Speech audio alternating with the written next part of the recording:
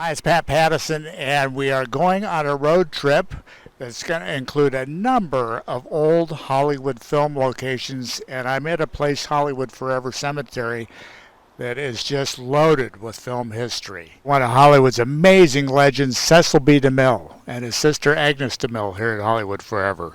He left something up at the Guadalupe Dunes. Let's go check it out.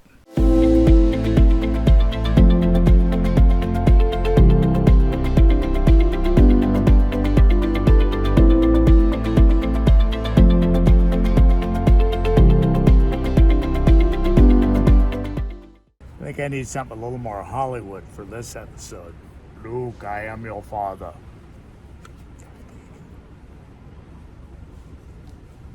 Okay, let's go.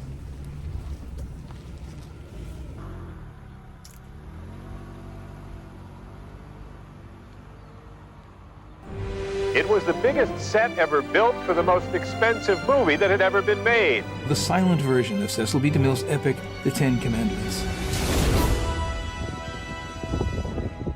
I feel like I'm on the set of Lawrence of Arabia. This is the Guadalupe Dunes. We're looking out over the area where some of those incredible artifacts from Cecil B. DeMille's silent version of the Ten Commandments were discovered. So this is an incredible preserve, beautiful spot, but also a piece of Hollywood history, because right out here we had excavations.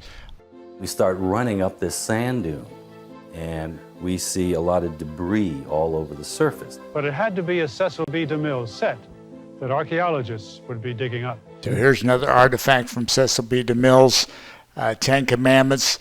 The set was mentioned in his autobiography in 1959. It had pretty much been forgotten to history, and a number of Hollywood historians, I'm one of them, knew about it and always wondered, if it was down there. It was really covered up and nobody knew, and so a process was started back in the 80s to start getting permits to be able to dig up some of the dunes and see if it was there, and lo and behold, here it was. All of that broken plaster that you see is just the exposed surface pieces of those pharaoh statues. You want to get an idea of scale? That's a person standing there. In 2012, we were actually able to do enough fundraising to lead a archaeological project out there, and they unearthed a Sphinx. That Sphinx, buried for nearly 90 years, has been partially restored and is on display at the Guadalupe Dunes Center, along with other artifacts from the film. And I'm with Alexis Elias, and she is the interim director of the center. And Alexis, I had no idea this is here, and you have the biggest collection of some of the lost articles of Hollywood history right here in Guadalupe. Yeah, we do. Most people that walk into this museum say that exact same thing. Where did this stuff come from? Yeah, I get people coming in here asking if these are real Egyptian artifacts, which is kind of funny, but wow. They look so real. But no, they are artifacts from a movie. Yeah. But it's kind of funny. They're real artifacts from a movie, right? So people often are like, wait, are they real or fake? What are they? It's Hollywood history now, real history. What are the pyramids? So, and the story is Cecil B. DeMille shot the Ten Commandments out here on the dunes to look like Egypt, I guess. And when he got through, the set was buried. Is that what happened? So there are different stories. Basically, some people say buried, but because of the way that the dunes work, with the wind, it's a very dynamic ecosystem. So were they buried or were they left there and then just covered over time? We're not really sure. But yeah, so they were buried eventually. Yeah, and whether it was nature or man, and I know I've seen some pictures of local children back at the time playing on them and that kind of thing. So it was a little bit maybe of an attraction before they disappeared. Yeah, I think it was kind of a local secret where people would go, and we have a picture of a man standing on the Sphinx in the 30s, which is why we don't think necessarily it was buried. But we don't have any pictures of the set. We just, have that one random. No Instagram? There were no Instagram happened? Unfortunately, no. The selfies weren't happening. So tell me a little bit about, I know a documentary was made. Now, how was the center involved in the excavations? So we managed, and the acting director at the time, Doug Jensen, led the entire project. So he was actually in the sand digging. He was working with Applied Earthwork. They managed the excavation, and also we worked with Peter Brosnan, who was the director of that documentary, The Lost City of DeMille. And so everybody came together to find these objects. And I know you even had representation from local Native American. Yes, we have a Chumash representative on site to make sure that if anything is found, they can, define where it's from. If it's from the 20s when they were in the set, if it's an artifact from that, or maybe if it's even older, like a Chumash artifact. Because a lot of locals were used in the film, right? Yeah, so there's actually one specific scene where they recruited residents of Guadalupe. It's the Exodus scene where the Israelites are leaving the city. So that's kind of Guadalupe's little 15 minutes of fame, where they asked everyone, bring your mom, bring your sister, bring everyone, yeah. So, Best of California, we love to cover California history. Now to switch gears real quickly, because Alexis' real background is as a scientist and preservationist, and you're here also to do what? Educate people. We want to educate people about the extremely diverse ecosystem that we're so fortunate to live in. The Central Coast is amazing, and specifically the dunes. The dunes are one of a kind. They're so unique. It's the largest coastal dune complex on the West Coast or south of San Francisco. There are a number of endangered species that are only found in the dunes, so it's really, really important for us to protect and preserve this area because these plants and animals will be lost. So everything's very fragile here.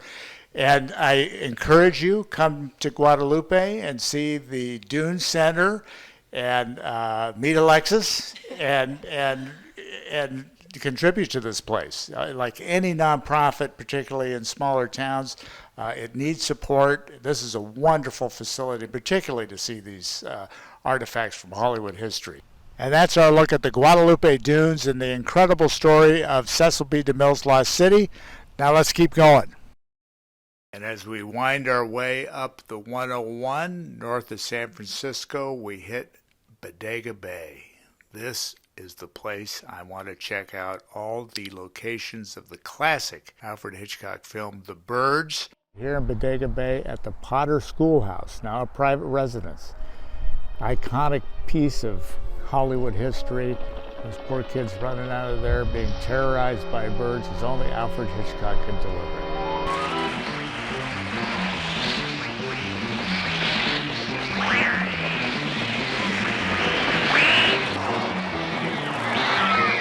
And we continue our bird tour of Bodega Bay. Here's St. Teresa of Avila Church that was featured in the film. As you know, Hitchcock was a master of making things look different than they are. The layout of Bodega Bay is obviously very different than what's represented in The Birds.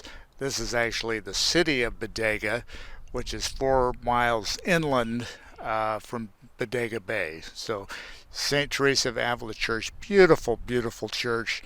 One of only 2 buildings remaining here in Bodega Bay area from the film The Birds.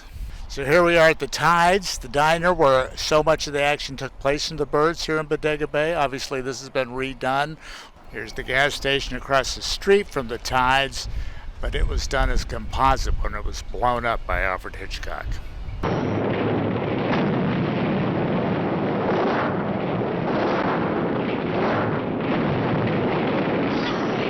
So the Tides here in Bodega Bay, another part of the tour, another reason to come up and check out Bodega Bay and this whole area, the Sonoma coast. Rod Taylor went across this bay to the home, just about over there, but now it is a UC Davis Marine Preserve. The ranch burned down and the owners bequeathed it to UC Davis. Isn't that great? Maybe they're studying birds over there. Enjoy my coffee in Bodega Bay. So far, everything's normal.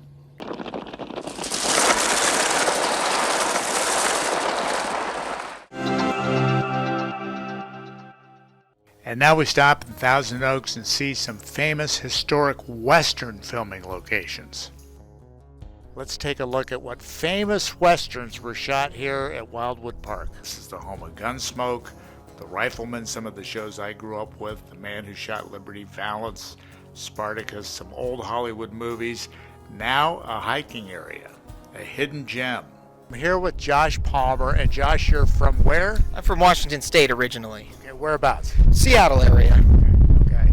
And we are here at the Wildwood Ranch hiking area. And Josh, are you a movie fan? Oh, big time. I've lived down here in Los Angeles about 4 years, and I've been to Hollywood a few times. What are your favorite types of films? Oh, gosh. I love sci-fi, big fan of that. I like historical movies, and of course, Westerns are a big favorite of mine. Have you ever heard of the TV show from the 50s, Gunsmoke? Yes, my dad knows that show. He's told me about it, yes. Rifleman? Yep, Rifleman. Also, I've heard of that one. Okay. Yep. Well, check this out. This is where they were shot. Those two ridges are those ridges right behind us. Oh, my gosh. Isn't that wild? That's awesome. Isn't that Wildwood? Yeah, it is wild. God, that's awesome. I had no idea that it was just right here. And John Wayne and Jimmy The Man Stewart. Who Shot Liberty Valance. Yeah. I know that movie. Yeah. So do you know much? I mean, have you been to other locations? I You know much haven't. about this area and movie ranches? No, not outside the city. I don't. Okay. So the Iverson Ranch is out in this area. The Paramount Ranch where they shot MASH and all those shows. Oh yeah, I know that show. Corriganville is another area, and then the Spawn Ranch. Have you ever heard of the Spawn Ranch? No, I have not. So did you see the movie Once Upon a Time in Hollywood? Yes, I've seen that one. Yes. So do you remember where Charlie Manson was supposed to stay, where Brad Pitt goes? Yeah, out? where they're in the desert. Yeah. So that's right out in this part of the world. Really? I didn't know that. And now it's all houses. Oh Now my it's all gosh, that's crazy. Well, that's awesome. Thank So you. you're gonna go see more locations? Oh yeah, definitely now. Excellent. Hi, it's Pat Pattison with the best of California, and I'm so excited to be here with Dr. Selena Nadelman. And Selena, tell me about your practice here in Beverly Hills. Well, thank you for having me, Pat. Oh, it's great. This is great. So what I do is I am a fine needle aspiration specialist. Okay. I'm actually the pathologist as well. So I have my own laboratory, and I perform and interpret small needle biopsies for lumps and bumps of the body. So the scary stuff. Sometimes, yeah. sometimes. People are Yeah. usually nervous because they automatically go to cancer. Right. But most of these are not cancerous, actually. Okay. And you're a certified cytopathologist. Yes. Why is that important? Well, it's important because I am the type of pathologist or doctor that had an extra year of training or fellowship training in cytopathology, which is the study of cells. Okay. Most pathology or surgical pathology is looking at chunks of tissue, whereas I see kind of cells in space. Oh. And I am one of the few doctors that actually look under the microscope and see the biopsy. So, but the thing is, because it's a one-stop shop, I'm not sending anything away. You don't have to wait for it to be, processed, and then your doctor gets the answer. It's all done here, and I get the answer out to your doctor within a day or so. Wow. So that kind of cuts that anxiety down. Well, this is a whole area that I wasn't aware of, and I'm thrilled to be here with Dr. Selena Nadelman in Beverly Hills. Pat Pattison with the best of California. Talk to you soon. Thank you so much.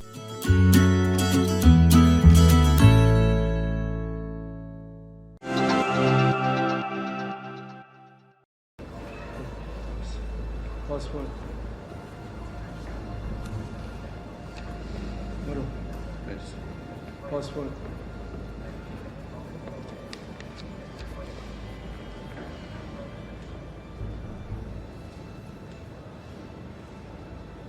از این بر از این بر آقا بذار داخل برو مادر کاری نداشت بکشیش عقب عینکتو در بیا جلو. I'm here at Ontario International Airport with Steve Lambert, airport spokesperson. And Steve, what are we looking at behind me? Well, what we're looking at is a movie scene from the movie Argo. And it's been used in some other movies as well. It's our old Terminal 1 that hasn't been used for decades now. But if you remember the last scene in Argo where they're going through the airport in Tehran to escape, that all happened right in there, exterior and interior. And we've got more areas. I'm looking at an old tower. We're looking at some hangars. So name some of the other films that have been shot here at the airport. Right, a lot of movies over the years. So Catch Me If You Can. I don't know if you remember that had a real airport theme to it.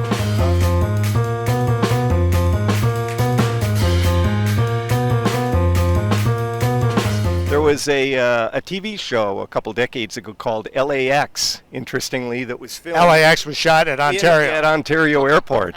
So it's it's an easy place for a film crew to work with. We have over 1,700 acres, and the airport. The filming business brings in over $500,000 a year to the airport. So it's an important. So did you hear that, production people? Ontario's film friendly. I think that's an important thing. This is one of my favorite locations, Ford versus Ferrari, and behind us. So tell us a little bit. Were you around when that got filmed, or? I was around when it was filmed, and this is where they were working on the cars and doing some of the initial test drives and so on was right here. And if you go back and watch the movie, you'll see some iconic Ontario airport images there. Okay.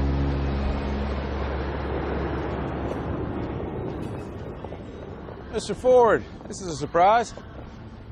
Apologies for the unannounced intrusion, Mr. Shelby, but the man pays $9 million for an automobile.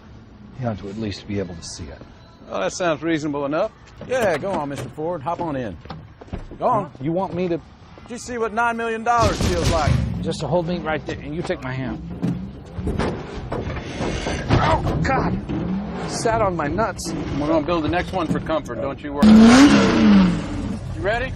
The name on the middle of that steering wheel should tell you that I was born ready, Shelby. Hit it. Attaboy.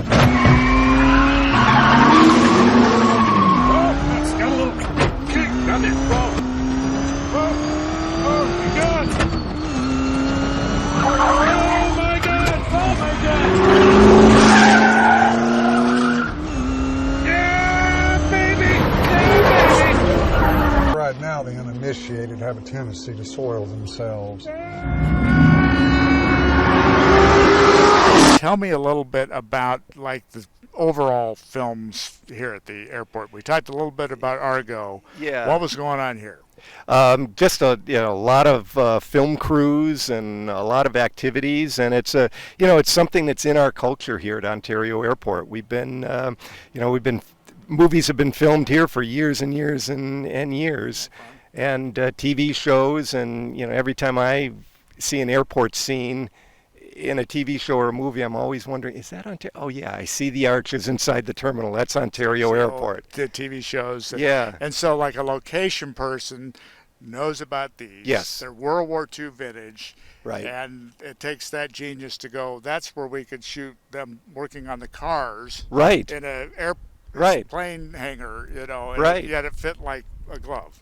Well, in some ways, you'd think an airport. Could you you film a movie like Ford versus Ferrari? But when you see how this is laid out, this is and incredible. if you're aware of that, and people in that business are definitely aware of it, they see this as a really prime location for them. Great. Well, Steve Lambert, thank you. And I'm here with Manny Pacheco with ForgottenHollywood.com. And Manny, we're at the oldest location that we've been to, over 100 years old. Tell me about this place. Well, this is an alley right off of Hollywood, between Cahuenga and Cosmo, that many iconic films were made by Charlie Chaplin, Harold Lloyd, Buster Keaton, and today we're here to dedicate this alley as a landmark. Councilman Mitch O'Farrell is going to offer a proclamation for this day. The goal, obviously, is to create places for tourists to come in Hollywood that they can enjoy and really think about the memories of such films as Safety Last, which, of course, is that famous clock scene with Harold Lloyd, The Kid, Jackie Coogan, and of course, Charlie Chaplin, and Cops, that amazing moment where Buster Keaton grabs a car and he's just whisked off. It's unbelievable. I'm looking at the street it happened on. Amazing his arm didn't get ripped out of its socket. I'm here with Stan Tafel. Stan, you were involved in putting this whole alley commemoration together. Did you have fun? Oh, I'm still having fun. Pinch me. I can't believe it. I can't believe it happened. Tell me about Hollywood Heritage real quick. Oh my gosh, Hollywood Heritage, which has been around for nearly 40 years now. We are an organization dedicated to trying to preserve not only precious buildings in Hollywood, but also wanting to preserve a lot of the past. Our museum is filled with so many artifacts and props and costumes from the silent era. And it's a place where people can go to actually, touch the past. And you're a nonprofit, so we'll put your information. People donate money? Yeah, we're a 501c3 nonprofit organization. Our website is hollywoodheritage.org, and you can come visit the museum. It's actually the first home of Paramount Pictures. You can tour DeMille's office. You can actually, we call it the barn. It's across the street from the Hollywood Bowl. You'll have to come over and get a full tour. It's a great place. So we're here with Keira Chaplin, who is Charlie Chaplin's granddaughter, and you're here for this incredible preservation of the alley. Yes. What does this mean to you? Oh, it's very special. It's so nice for me to be able to come here and see where my grandfather filmed The Kid. I love the movie The Kid. It's one of my favorites, and just to see a bit of the history. And you came from where? I flew all the way from Geneva, Switzerland. Yeah. That's right. There's a Switzerland connection for you, Chaplin. Yeah. Are you a fan of a lot of not only your grandfather's work but that era of film?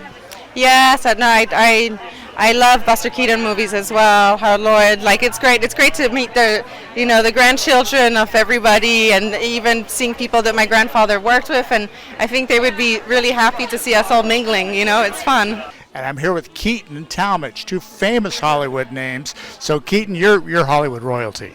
It's an honor to be so.